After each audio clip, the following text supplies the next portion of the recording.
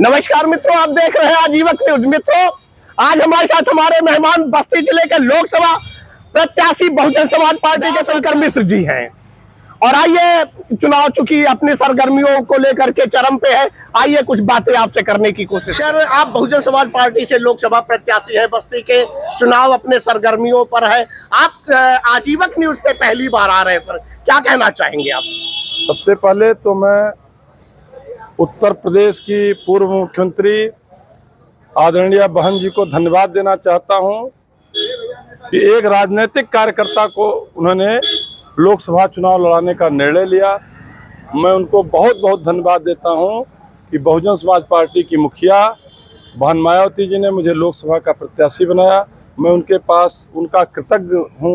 मैं उनके प्रति जितनी उनकी प्रशंसा की जाए उतना कम है। सर, पहली बार चूंकि आप आजीवन न्यूज पे आ रहे हैं, तो मैं खुद और आजीवन न्यूज के दर्शक भी ये जानना चाहेंगे कि कब से आप राजनीतिक फील्ड में हैं और कहां-कहां राजनीति किया है और क्या-क्या चमत्कार किए, सर बताएं। देखिए, मैं व्यापारी राजनीतिक नहीं हूँ जी। मैं एक राजनीतिक कार्यकर्ता हूँ और मैंने एबीवीपी यानी संघ विचार परिवार से मैंने राजनीति शुरू की।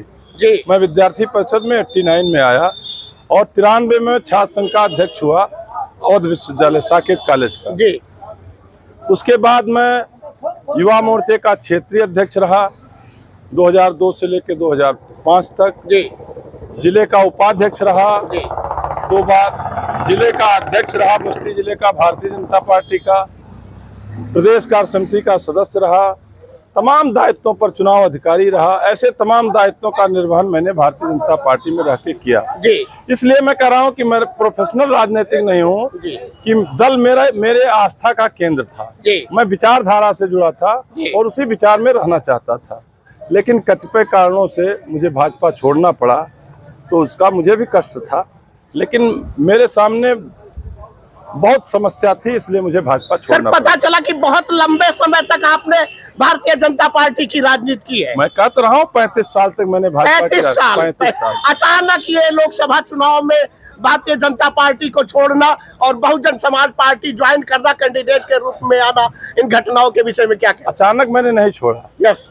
मैंने भारतीय जनता पार्टी के द्वारा चुने गए माननीय सांसद हरीश द्विवेदी जी से ऊब करके मैं भाजपा छोड़ा।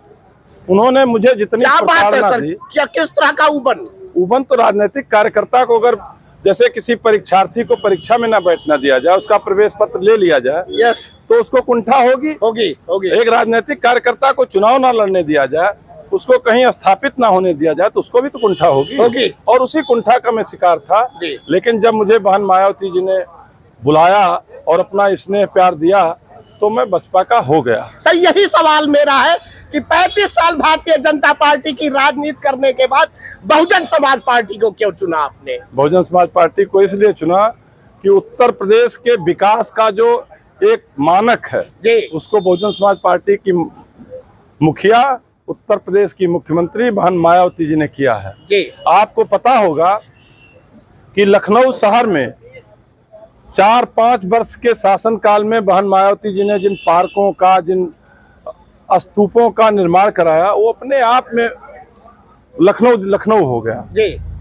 उन्होंने दिल्ली के बगल में गाजियाबाद था, उत्तर प्रदेश की सीमा गाजियाबाद से दिल्ली को छूती थी। जी। गाजियाबाद ऐसा शहर था जहां कोई रहना नहीं चाहता था। और बहन मायावती जी ने उस दिल्ली के बॉर्डर पर नोएडा जैसे शहर को स्थापित करके दिल्ली को पीछे छोड़ दिया। ये विकास की अवधारणा लेके बहन मायावती जी चलती हैं। जी। इसलिए मैं उनकी नीतियों से प्रभावित था। जी।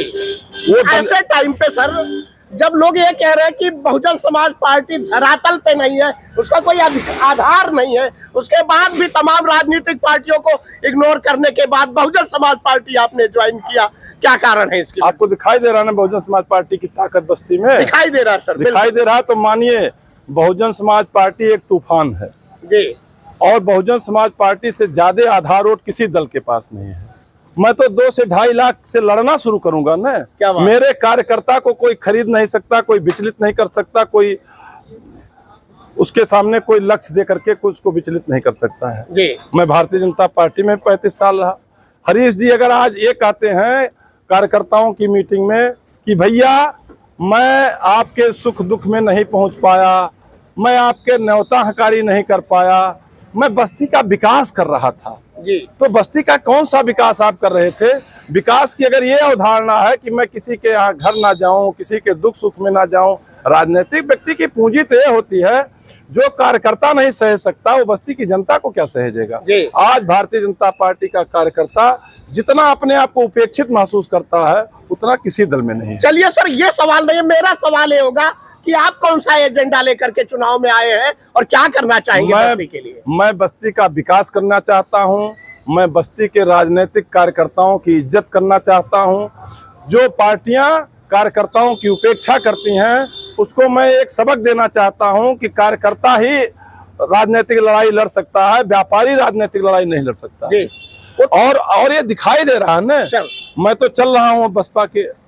सर, पूर्वांचल में एक हवा होती है खास तौर से कि जब तक सवर्ण वोट नहीं मिलता तब तक कोई भी चुनाव नहीं जीतता है। सवर्ण वोटों को कैसे अट्रैक्ट करेंगे सर? मुझे तो सभी जाति वर्ग का वोट मिल रहा है भैया, सभी जाति वर्ग का वोट मिल रहा है और हर राजनीतिक कार्यकर्ता मुझे एमपी के रूप में देखना चाहता है। उसको भी अपना भविष्य दिखाई देता है कि मैं राजनीतिक दल में काम करूं और टिकट दूसरा कोई ले जाए। कहीं परिवारवाद में जा रहा है, कहीं पैसावाद में जा रहा है, कहीं धन बल का प्रयोग हो रहा है।